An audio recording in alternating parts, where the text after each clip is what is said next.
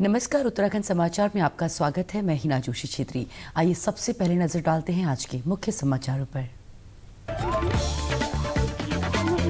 प्रधानमंत्री नरेंद्र मोदी ने केंद्रीय बजट में स्वास्थ्य क्षेत्र के प्रावधानों पर चर्चा के लिए आयोजित वेबिनार को किया संबोधित। आवश्यक स्वास्थ्य सुविधाएं जिलों, ब्लॉकों और गांवों में पहुंचाने पर दिया बल।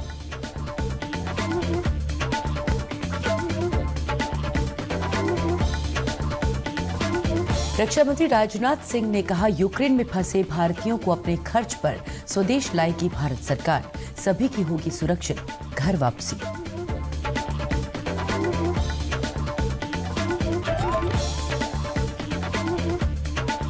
उत्तराखंड विद्यालय शिक्षा परिषद बोर्ड ने परीक्षा कार्यक्रम में किया आंशिक संशोधन। 9 अप्रैल को होने वाली 10वीं की संस्कृत और 12वीं की अंग्रेजी की परीक्षा अब 19 अप्रैल को होगी आयोजित।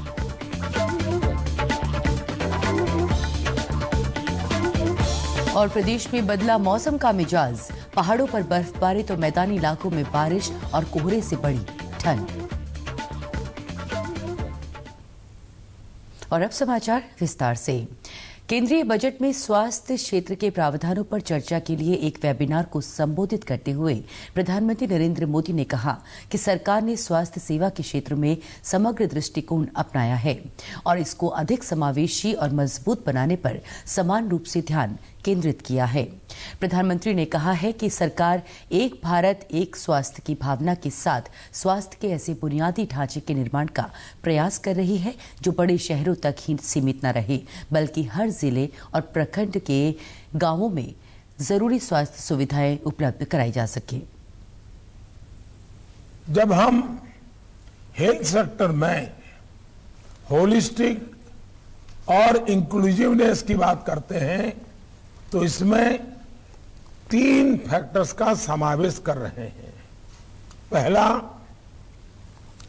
मॉडर्न मेडिकल साइंस से जुड़े इंफ्रास्ट्रक्चर और ह्यूमन रिसोर्स का विस्तार। दूसरा, आयुष जैसी पारंपरिक भारतीय चिकित्सा पद्धति में रिसर्च को प्रोत्साहन और हेल्थ केयर सिस्टम में उसका एक्टिव एंगेजमेंट। और तीसरा, मॉडर्न और फ्यूचरिस्टिक टेक्नोलॉजी के माध्यम से देश के हर व्यक्ति, हर हिस्से तक बेहतर और अफोर्डेबल हेल्थ केयर सुविधाएं पहुंचाना। इसके लिए हमने हेल्थ सेक्टर के बजट में काफी वृद्धि की है। साथियों, हम भारत में ऐसा हेल्थ इंफ्रास्ट्रक्चर बनाना चाहते हैं जो सिर्फ बड़े शहरों तक सीमित ना हो।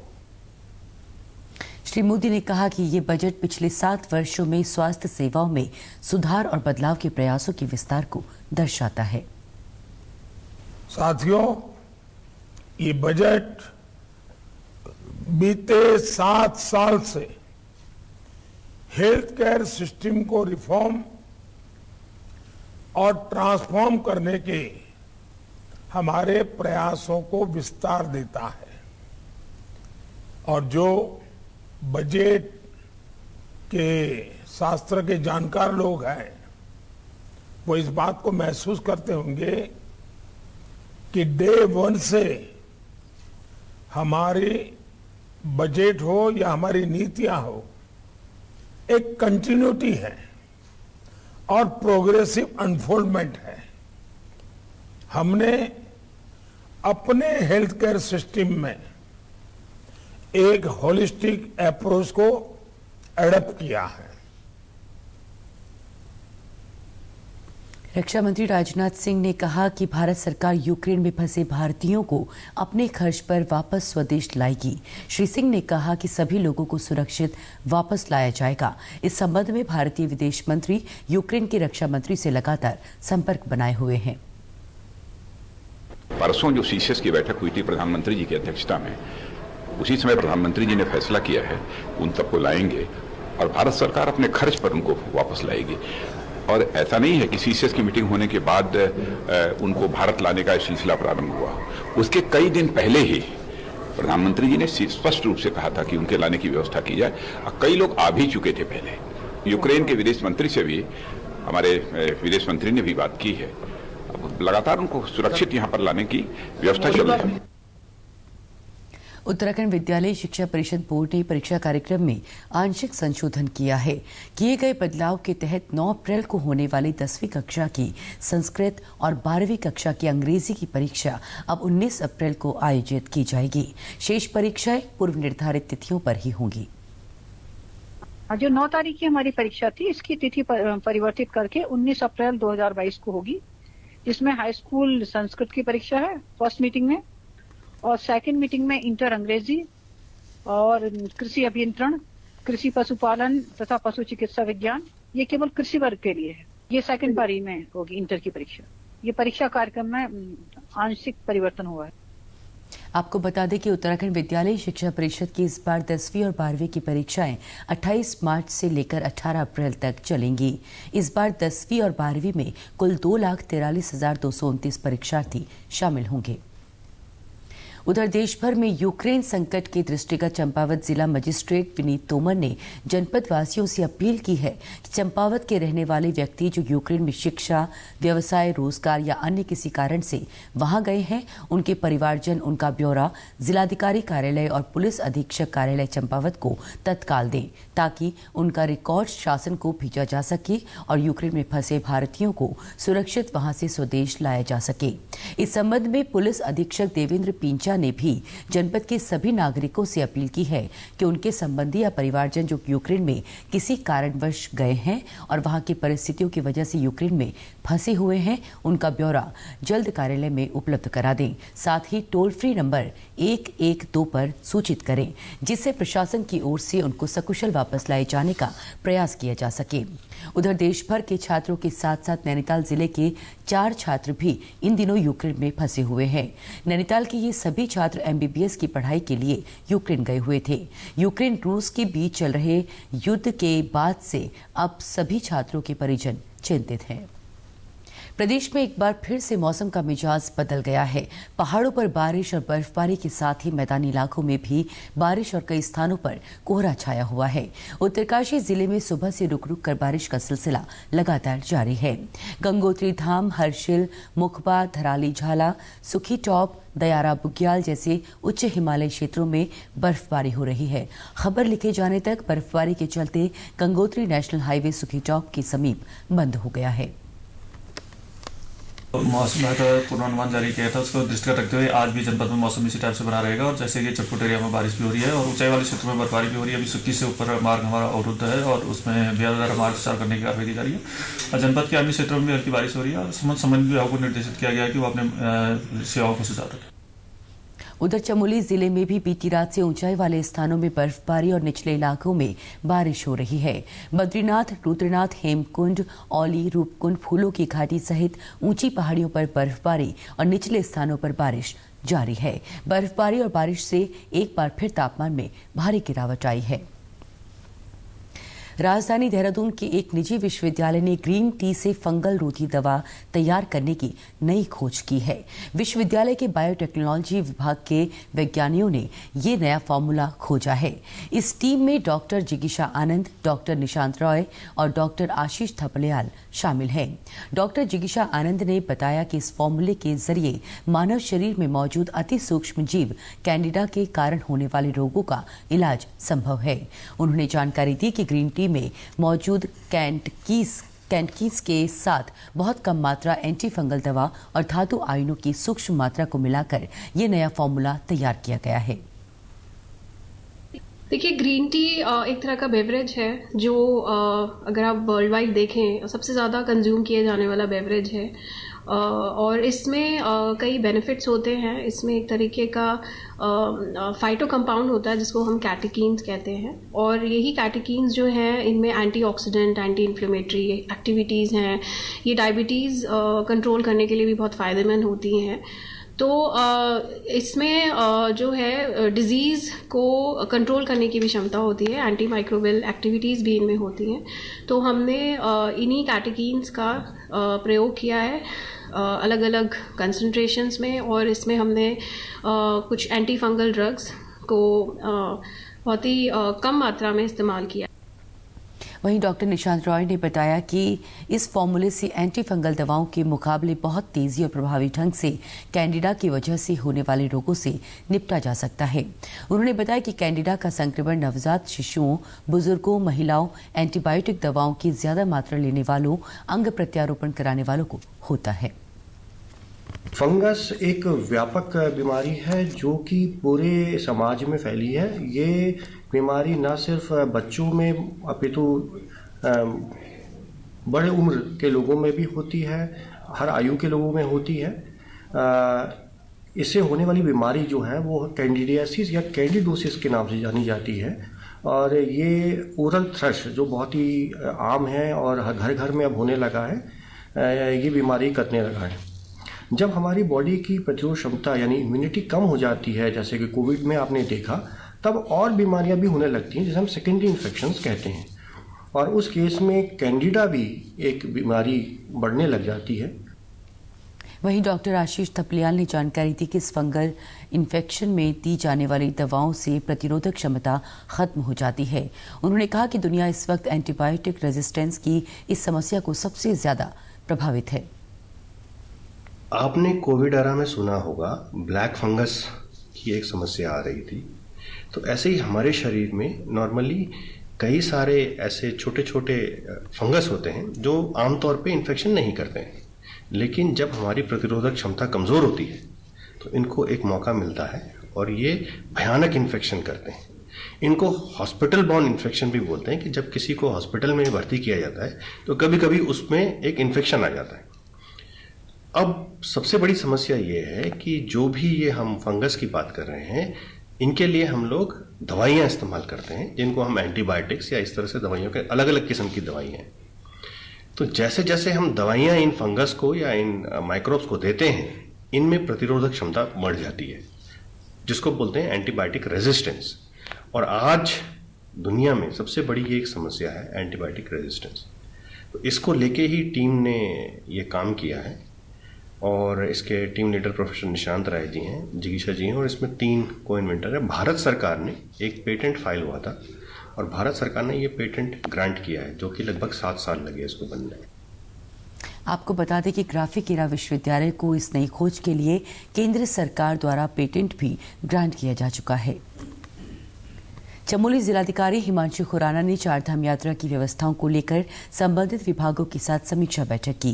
बैठक में सड़क, पुलिस, परिवहन, चिकित्सा और स्वास्थ्य, आपदा प्रबंधन, सफाई, पेयजल, पर्यटन से संबंधित व्यवस्थाओं पर विस्तृत चर्चा की गई। यात्रा व्यवस्थाओं के संबंध में सभी संबंधित विभागों ने उनके द्वारा की जा रही तैयारियों की जानकारी दी। जिलाधिकारी ने राष्ट्रीय राजमार्ग 58 पर कमेडा के से बद्रीनाथ के बीच पड़ने वाले पुलों, संवेदनशील स्थानों को 30 अप्रैल तक दुरुस्त करने के साथ ही NHIDCL, लोक निर्माण विभाग, BRO के इंजीनियर्स को भी अपने अपने क्षेत्र के यात्रा मार्ग को सुचारू और सुरक्षित रखने के लिए प्लान के साथ पूरे इंतजाम सुनिश्चित करने को कहा। स्वास्थ्य व्यवस्थाओं को लेकर मुख्य चिकित्साधिकारी को बेसिक मेडिकल उपकरणों सहित डॉक्टरों की तैनाती सुनिश्चित करने और पर्याप्त मात्रा में आवश्यक दवाइयों का स्टॉक रखने के निर्देश भी दिए। कुमाऊं मंडल के आयुक्त दीपक रावत ने भीमताल में जिला विकास कार्यालय, परियोजना निदेशक, DRDA, पशु चिकित्सा, कृषि विभाग, उद्यान विभाग, GIS, अधीक्षण अभियंता, ग्रामीण विभाग समेत अन्य विभागों का औचक निरीक्षण कर संबंधित अधिकारियों और कर्मचारियों को आवश्यक दिशा निर्देश दिए। निरीक्षण के दौरान उन्होंने कर्मचारियों के pension, court case, service book, ACP, पदोन्नति, उपस्थित पंजिका, आय व्यय से संबंधित बिलों का अवलोकन किया। आयुक्त द्वारा संबंधित कर्मचारियों के पटलों के कार्यों की गहनता से जानकारी ली। उन्होंने कार्यालयों में पत्रावलियां और अभिलेखों को सुव्यवस्थित रखने के निर्देश दिए। श्री रावत ने कहा कि केंद्र और राज्य सरकारों की विकास योजना अंतिम छोर के व्यक्ति तक पहुंचे, इस तर्ज पर कार्य करें ताकि आम जनमानस को सरकारी योजनाओं का लाभ मिल सके। आज मैंने कुछ जो इसमें मेजर ऑफिसेज हैं और उनका इंस्पेक्शन किया, जिसमें DDO साहब का ऑफिस है, PD का है, DHOs आपका है, RWD का है, पशुपालन का है, कृषि का है, मोटे मोटे तौर पे ऑफिसेज देखे। और ये यहाँ पे मैंने अच्छी चीज़ देखी कि लगभग जो पेमेंट्स थे जो वित्तीय वर्ष के अंत में हो जाने चाहिए टारगेट क्लोजर के, वो सारे हो गए हैं। रिकॉर्ड मेंटेनेंस भी यहाँ पे अच्छा है। केवल 2-3 चीज़ों पे मैंने यहाँ पे करने को कहा। एक तो जो भी डाक ऑफिस में आती है, चाहे किसी भी डिपार्टमेंट की हो, वो अनडेटेड ना आए, क्योंकि इसमें फिर कई बार ये नहीं पता चल जाता कि कब से चीज़ें टली हुई हैं, कब लटकी हुई हैं, ट्रांसपेरेंसी में कमी आती है। दूसरा, जो गार्ड फाइल यहाँ पे मेंटेन हो रही है वो अपडेटेड नहीं है, उसको अपडेट करने के लिए कहा है। और बाकी इन जनरल जो यहाँ पे ऑफिस मैनेजमेंट है उससे मैं सेटिस्फाइड हूँ। अरुणाचल प्रदेश के डिब्रूगढ़ में आयोजित होने वाली 15वीं राष्ट्रीय राफ्टिंग चैंपियनशिप के लिए उत्तराखंड के चंपावत से टीम को रवाना किया गया। इस टीम को मुख्य विकास अधिकारी RS रावत ने अपने कार्यालय से रवाना किया।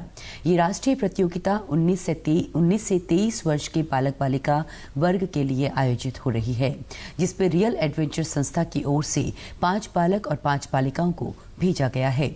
ये टीम 27 फरवरी से शिवपुरी ऋषिकेश में गंगा नदी में पूर्वाभ्यास शुरू करेगी और उसके बाद 5 से 12 मार्च तक प्रतियोगिता में प्रतिभाग करेगी। मुख्य विकास अधिकारी ने सभी प्रतिभागियों को बधाई देते हुए जनपद और उत्तराखंड का नाम रोशन करने को कहा है। प्रधानमंत्री नरेंद्र मोदी कल आकाशवाणी से मन की बात कार्यक्रम में देश विदेश के श्रोताओं से अपने विचार साझा करेंगे। ये इस मासिक रेडियो कार्यक्रम की 86वीं कड़ी होगी। आकाशवाणी और दूरदर्शन के समूचे नेटवर्क पर इसका प्रसारण होगा। आकाशवाणी समाचार की वेबसाइट और news on AIR mobile app पर भी ये उपलब्ध रहेगा। आकाशवाणी समाचार, दूरदर्शन समाचार, प्रधानमंत्री कार्यालय और सूचना और प्रसारण मंत्रालय के YouTube चैनलों पर भी कार्यक्रम सीधा प्रसारित होगा। हिंदी प्रसारण के तुरंत बाद आकाशवाणी से क्षेत्रीय भाषाओं में भी इसका प्रसारण होगा। क्षेत्रीय भाषाओं में मन की बात कार्यक्रम रात 8 बजे फिर सुना जा सकेगा। चंपावत में प्रधानमंत्री ग्राम सड़क योजना एवं राष्ट्रीय परियोजना निर्माण निगम लिमिटेड के कार्यों की समीक्षा जिलाधिकारी विनीत तोमर की अध्यक्षता में की गई। बैठक में जिलाधिकारी ने जनपद की दोनों डिवीजन लोहाघाट और चंपावत के अधिशासी अभियंताओं को कार्य में तेजी लाकर समय से कार्य पूरा करने के निर्देश दिए। इस दौरान उन्होंने अक्टूबर 2021 में आई आपदा से हुए नुकसान और उसकी अनुरक्षण संबंधी कार्यों की भी समीक्षा की। उन्होंने कहा कि आपदा से हुए नुकसान से प्रभावित मार्गों को जल्द से जल्द रिकवर करें। उन्होंने लक्ष्य के सापेक्ष सौंपे गए कार्यों को तेजी से पूरा करने और लक्ष्य को हासिल करने के भी निर्देश दिए। उन्होंने कहा कि रोड, ब्रिज और पुलिया समेत समस्त कार्यों को मार्च माह के अंत तक अनिवार्य रूप से पूर्ण करना सुनिश्चित करने के निर्देश दिए। प्रादेशिक समाचारों में आज बस इतना ही। चलते चलते मुख्य समाचार एक बार फिर। प्रधानमंत्री नरेंद्र मोदी ने केंद्रीय बजट में स्वास्थ्य क्षेत्र के प्रावधानों पर चर्चा के लिए आयोजित वेबिनार को किया संबोधित। आवश्यक स्वास्थ्य सुविधाएं जिलों, ब्लॉकों और गांवों में पहुंचाने पर दिया बल।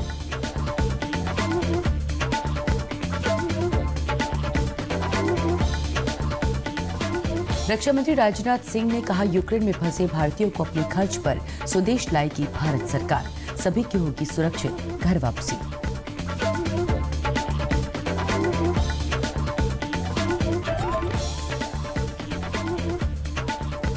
उत्तराखंड विद्यालय शिक्षा परिषद बोर्ड ने परीक्षा कार्यक्रम में किया आंशिक संशोधन।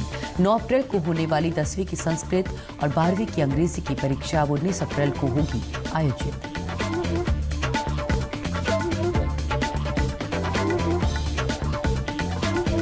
और प्रदेश में बदला मौसम का मिजाज, पहाड़ों पर बर्फबारी तो मैदानी इलाकों में बारिश और कोहरे से बढ़ी ठंड। प्रदेश से जुड़ी अपडेट्स के लिए आप हमसे सोशल मीडिया के माध्यम से भी जुड़ सकते हैं। हमारा ट्विटर हैंडल है DDNews_देहरादून। हमारा फेसबुक पेज है DD न्यूज उत्तराखंड और हमारे YouTube channel DD news Uttarakhand को भी आप सब्सक्राइब कर सकते हैं। कोरोना संक्रमण से बचने के लिए मास्क का अनिवार्य रूप से और सही ढंग से प्रयोग करें। साथ ही सामाजिक दूरी का ख्याल रखें। नियमित रूप से हाथ धोएं और याद रखें, कोरोना को हराना है, मास्क जरूर लगाना है। साथ ही अगर आपने अभी तक वैक्सीनेशन नहीं कराया है तो आप भी जल्द से जल्द वैक्सीनेशन करवाएं और खुद को और देश को सुरक्षित रखें। नमस्कार।